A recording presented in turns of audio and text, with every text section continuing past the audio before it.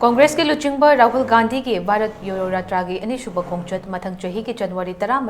मणिपुर की हौदुना महाराष्ट्र की मुंबई फाउब चटकदौरे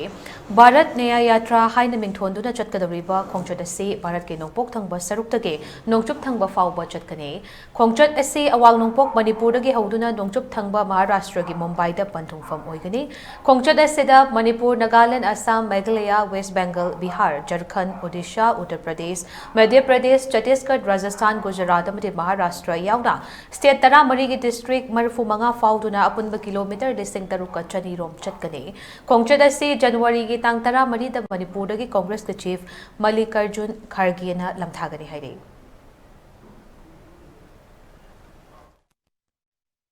आर्थिक विषमताओं के बारे में उन्होंने जिक्र किया, सामाजिक ध्रुवीकरण के बारे में उन्होंने बातचीत की और राजनीतिक तानाशाही जो आज हमारे देश में हकीकत बन गई है उसके बारे में जनता को अवगत कराया। तो ये 3 बड़े मुद्दे थे भारत जोड़ो यात्रा के। उन्होंने अपनी आवाज बढ़ती हुई आर्थिक विषमताओं